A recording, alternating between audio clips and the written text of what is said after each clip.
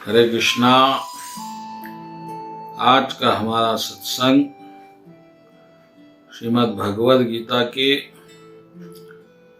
8वें अध्याय का 8वां श्लोक। भगवान कृष्ण कह रहे हैं कि अभ्यास योगेन युक्तेन चेतसा नान्यगामिनी कामिना परम पुरुषम दिव्यम याति पार्थानुचिंतय। हे पार्थ, जो व्यक्ति मेरा स्मरण करके अपना मन निरंतर लगाए रखकर अविचलित भाव से भगवान के रूप में मेरा ध्यान करता है, वह मुझको अवश्य प्राप्त होता है। तो प्राप्त होता है, इसी बात पर चर्चा आरंभ करेंगे। हमारा पूरा जीवन कुछ प्राप्त करने के लिए चल रहा है। हमारी पूरी मेहनत कुछ प्राप्त करने के लिए संघर्षमय है और हमारा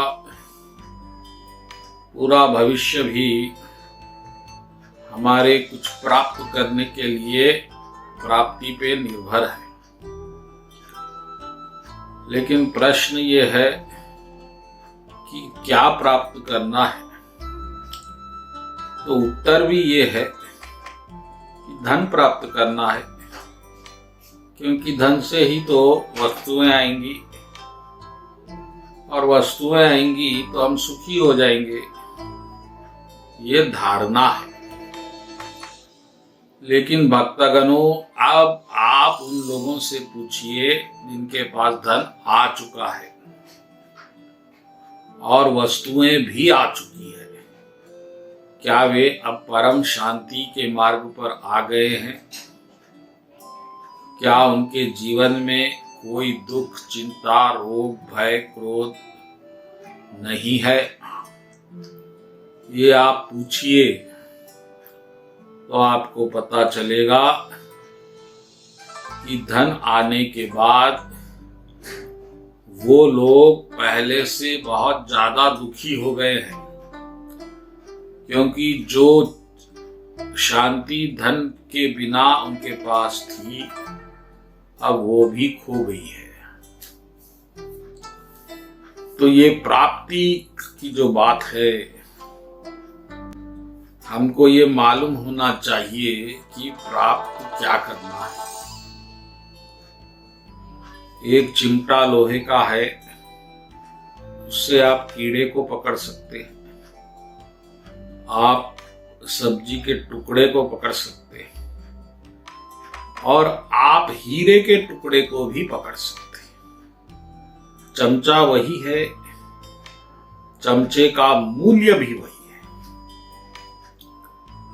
अब भक्तगणों, इसी तरह जिस तरह वो चमचा है, आपका ये शरीर है। अब आप इससे कीड़े मकोड़ों की जिंदगी प्राप्त कर सकते हैं, आप इसे धनवान की जिंदगी प्राप्त कर सकते हैं, आप इससे बड़े नेता की पदवी भी प्राप्त कर सकते हैं, लेकिन आप इससे स्वयं भगवान को भी प्राप्त कर सकते हैं। और इसी शरीर से कई भक्तों ने भगवान को प्राप्त किया, इतिहास गवाह है। तो भक्तगणों, जो चीजों के पीछे आप दौड़ रहे हैं, वो चीजें तो भगवान असीमित बना रहे हैं। देखिए भगवान कितना धन बनाते हैं, कितनी पदवियां बनाई भगवान, कितनी सुंदरताएं बनाई, कितने भोग बनाए।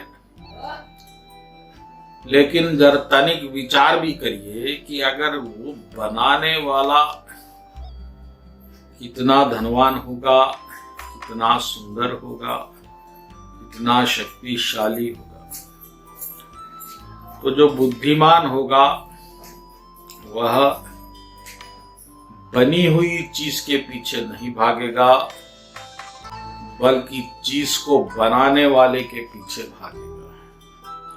यह बुद्धिमानी है। लेकिन आपको तो ये मालूम ही नहीं है कि ये सब कैसा बन गई है। आप तो भाग रहे हैं, आप चीजों के पीछे भाग रहे हैं, लेकिन चीज बनाने वाले को आपने कभी ध्यान नहीं दिया। लेकिन कुछ बिरले लोग, कुछ ज्ञानी लोग, कुछ बुद्धिमान लोग इस बात का गहन चिंतन करते हैं कि प्राप्त करने योग्य क्या है, क्या उसी को प्राप्त करने के लिए जीवन लगाए जिसको जो चीजें पशुओं को भी आसानी से मिल रही है। अभी देखिए पशु लोग भी भोग करते हैं हमसे ज्यादा, पशुओं की संतान होती है हमसे ज्यादा, पशु लोग भी घर बनाते हैं हमसे सुंदर, इस पशुएं भी एकत्र करते हैं भोजन हमसे ज्यादा। तो अगर आपने भी यही किया है, मानव जैसा शरीर पाके, तो फिर आप पशुओं से गिरे गुजरे हैं, क्योंकि पशु तो बेचारे अपने योनि से विवश थे, अपने जन्म से विश्व विवश थे, तो उन्हें कोई बुद्धि नहीं थी और उन्होंने वही किया जो उनका स्वभाव बनता है। लेकिन हमने क्या किया, भगवान ने बुद्धि दी, मन दिया, लेकिन हमने उसका उपयोग पशुओं के समान भोग वस्तुओं में लगा दिया और हमारा स्वभाव भी पशुओं जैसा हो गया। क्योंकि जो जिस चीज को प्राप्त करेगा उसी तरह बन जाएगा। और आज हम प्राप्त करने की धुन में क्या बन गए हैं, तनिक विचार कर लीजिएगा। लेकिन भक्तगणों, जो ज्ञानी होता है, जो भक्त होता है भगवान का, वह इस रहस्य को जान लेता है कि एक चीज के पीछे भागने से तो जीवन कट जाएगा और फिर बाकी चीजें तो मिलेंगी नहीं, क्योंकि वहां समय नहीं। लेकिन अगर ये चीजों को बनाने वाले को हम पकड़ लेंगे तो सब चीजें हमारी हो जाएगी और हमको क्या मिलना चाहिए, नहीं मिलना चाहिए, ये भी फैसला वही करेगा, क्योंकि वही ईश्वर भी है। ऐसे लोग भगवान की शरण में आके भगवान को प्राप्त करने का प्रयत्न करते। मैं ये चाहता हूं भक्तगणों कि आप भी उसी तरह बने, चीजों के पीछे भागना बंद कर दीजिए। बहुत हो गया, कितना भागेंगे आप, क्या क्या हजम कर दिया आपने, कितने भोजन, कितने व्यंजन, कितने दृश्य, कितने चित्र, फिर भी आप वहीं के वहीं प्यासे के प्यासे रह गए। अगर अभी भी आप नहीं जागेंगे तो फिर आपको समय और मौका नहीं देगा। जब आपको इस चमचे से आप हीरे को पकड़ सकते हैं तो फिर कीड़े को क्यों पकड़ रहे हैं? आप कीड़ा पकड़ेंगे तो कीड़ा भी मरेगा और चमचा भी दूषित हो जाएगा, गंदा हो जाएगा, किसी का कोई लाभ नहीं। लेकिन अगर हीरे को पकड़ेंगे तो चिमटे की कीमत बहुत बढ़ जाएगी। तो भक्तगणों, अगर आप भगवान से जुड़ जाएंगे तो आपका जीवन सुखी होगा, सफल होगा। आपको ये वस्तुओं के पीछे भागने की आवश्यकता नहीं होगी, क्योंकि वही मिल गया है तो तृप्ति अपने आप मिल जाएगी। जब मनु और शत्रुपा भगवान ने दर्शन दिए, उन्होंने कहा कि भगवान आपको देखते ही हमारी सब इच्छाएं पूरी हो गई, अब क्या मांगेंगे भगवान से। तो इस श्लोक में कृष्ण भगवान कह रहे हैं कि जो मुझे अनन्य भाव से मेरा चिंतन करता है, चिंतन करता है का अर्थ है कि प्रभु को प्राप्ति का प्रयत्न करता है। और प्रयत्न क्या है? स्मरण। क्योंकि ऐसी तो कोई चीज नहीं है जो आप भगवान को दे सकते हैं, क्योंकि आप तो बना ही नहीं सकते इस दुनिया में। अब एक चीज आप दे सकते हैं भगवान को, वो है स्मरण, विचार।